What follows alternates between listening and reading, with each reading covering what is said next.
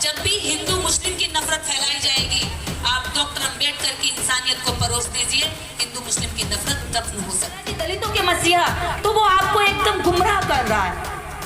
भारतीय संविधान के रचयिता पूरे भारत के लिए नहीं, पूरे विश्व के लिए सिंबल ऑफ नॉलेज का खिताब जीत कर आए हैं। ये भारतीयों के लिए गर्व की बात होनी चाहिए। कौन सी जाति से हैं? क्या आपकी शादी हो गई? आप बिछा नहीं पहनती, चूड़ी नहीं पहनती, सिंदूर नहीं लगाती? कहने का शादी हो गई, बच्चे हैं, तो इसका क्या करूं? जरूरी है? किसने कहा कि मेरे को सिंदूर बिछिया चूड़ी लगानी चाहिए? या तो आप ही लगाओ, आपकी शादी होगी। बोले नहीं। कहने का भैया इनकी हो गई। बोले हो गई, तो मैं तुमने क्यों नहीं पहनी? सिंदूर लगा करके तुम क्यों नहीं आए मेरे सामने? भाई तुम किसी की प्रॉपर्टी हो तो या तो तुम भी ये निशान लगाओ, और अगर ऐसा कोई प्रावधान नहीं है तो आप मुझे बंधक नहीं बना सकते।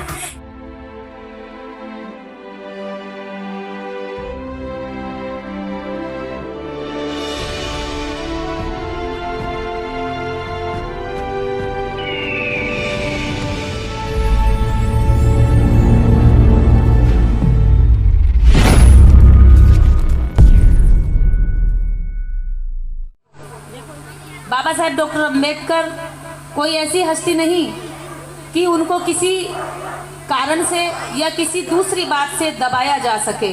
बाबा साहेब डॉक्टर अंबेडकर ने अपने जीते जी एक बात कही थी विरोधियों से, जो उनको डिमोरलाइज करते थे या जगह जगह पर उनके रास्ते रोकते थे, कि मैं बीज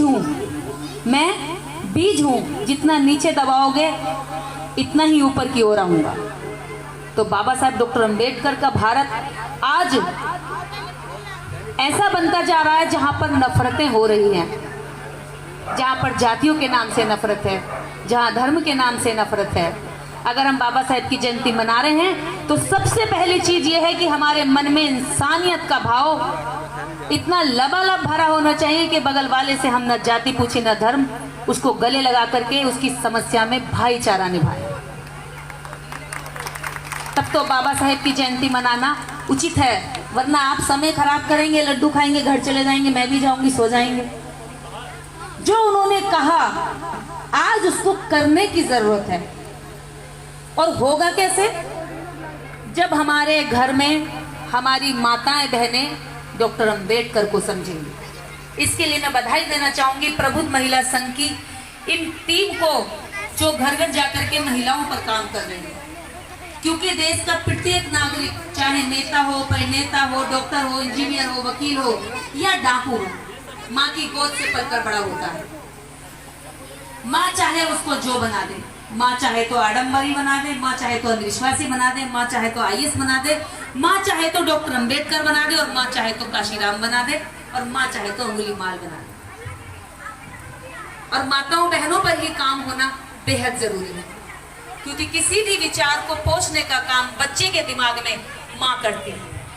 और आप लोगों ने जो बीड़ा उठाया है, जिस पर काम कर रही हैं ये महिलाएं, मैं इनको सैल्यूट करती हूँ इस मंच से कि आप लोग ऐसे ही करते रहिए, रुकिए मत। मेरी जरूरत जहाँ जहाँ होगी मैं पहुँचूंगी। और आज का ये कार्यक्रम आप लोगों को बहुत सफल रहा, क्योंकि 4 बजे से अब तक लोग रुके हुए हैं। ये बातें आपके सपोर्ट में है, आपके सहयोग में है, और बाबा साहेब को सुनकर समझकर आगे उन पर चलना चाहते हैं, इसीलिए यहाँ रुके हुए हैं। एक बात और कह करके अपनी बात खत्म करूंगी।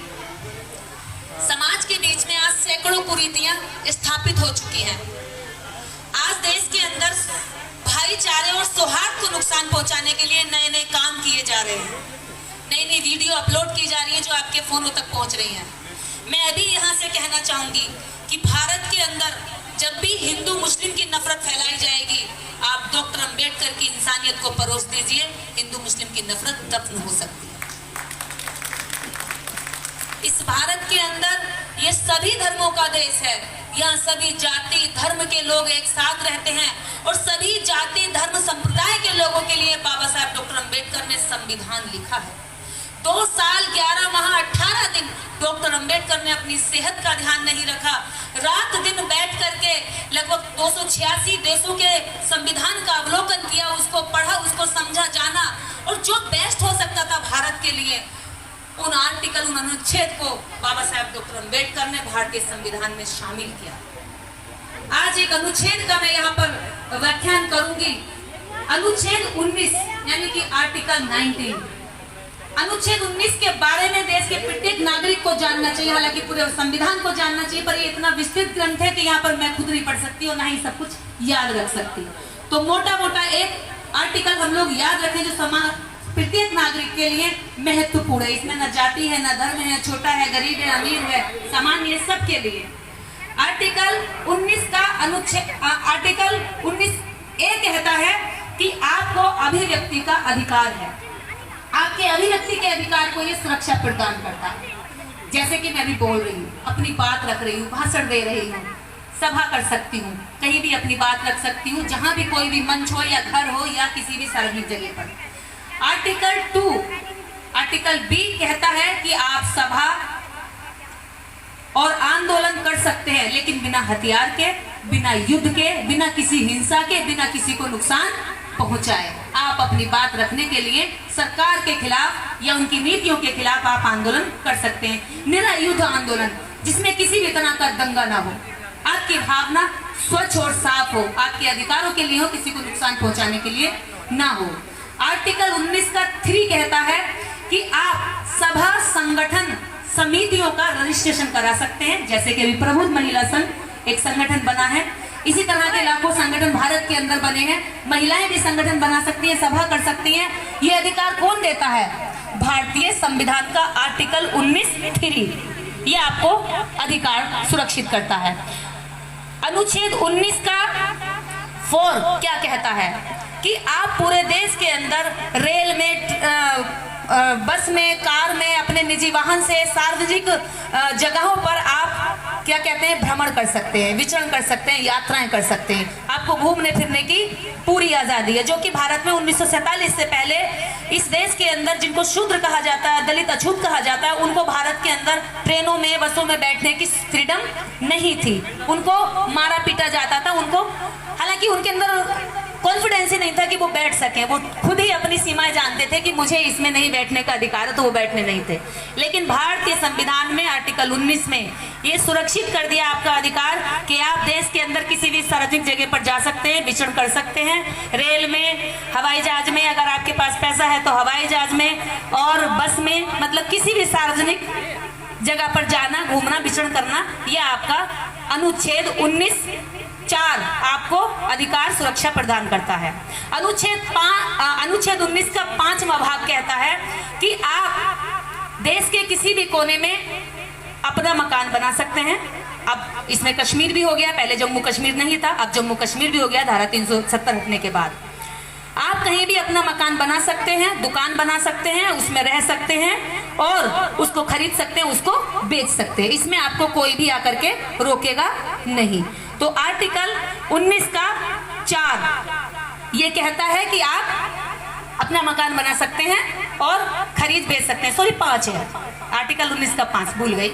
और अब आर्टिकल 19(6) क्या कहता है? सबसे महत्वपूर्ण, जिससे हम अपनी जीविका चला सकते हैं, यानी कि अपना व्यापार, अपना रोजगार जमा सकते हैं, खड़ा कर सकते हैं, उसका प्रचार प्रसार हम कर सकते हैं। भारतीय संविधान का आर्टिकल 19 6 तरह के अधिकारों की सुरक्षा प्रदान करता है। और ये भारत के कायस्थ, शूद्र, मतलब कोई भी जाति हो, चाहे वो आपकी नजर में उपेक्षित हो, चाहे वो आपकी नजर में पूजनीय हो, चाहे वो आपकी नजर में सम्माननीय हो, एवरीबॉडी, इस देश का प्रत्येक नागरिक इन 6 तरह के अधिकारों की सुरक्षा प्राप्त करता है आर्टिकल 19 के तहत। और भारतीय संविधान निर्माता ने जब इस संविधान को लिखा तो ये जातियां, धर्म, संप्रदाय देखकर नहीं लिखा कि किसी विशेष धर्म की जाति की महिला के लिए अधिकार है। अगर आपको मैटरनिटी लीव है तो वह प्रत्येक जाति धर्म की महिलाओं को है।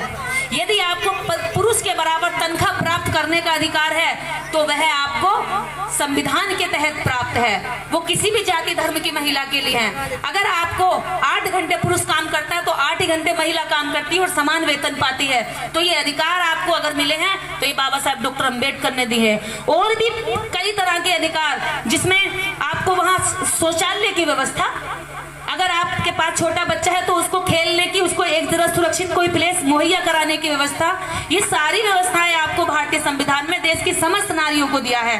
तो नारियां केवल और केवल, अगर कहें कि दलितों के मसीहा, अगर कोई कह रहा है कि दलितों के मसीहा, तो वो आपको एकदम गुमराह कर रहा है। भारतीय संविधान के रचयिता पूरे भारत के लिए नहीं, पूरे विश्व के लिए सिंबल ऑफ नॉलेज का खिताब जीत कर आए हैं। ये भारतीयों के लिए गर्व की बात होनी चाहिए। तो हम लोग उनको जाति में ना बांटे। महापुरुष किसी जाति धर्म का नहीं होता, वो इससे ऊपर उठ जाता है, इसीलिए उसे महापुरुष कहा जाता है। हम सामान्य लोग जाति धर्म में होते हैं, इसलिए हम महापुरुष नहीं बन सकते। शायद कोई मुझसे लगातार लोग पूछते हैं, किसान आंदोलन में मैं 6 महीना रही गाजीपुर बॉर्डर, तो मेरे से हर दिन लोग पूछते थे, वहाँ सावित्रीबाई फुले पाठशाला चलाई हमने कूड़ा कचरा बीनने वालों के लिए, ऐसे बच्चों के लिए। तो लोग मुझसे डेली आकर के पूछते, क्योंकि वहाँ पर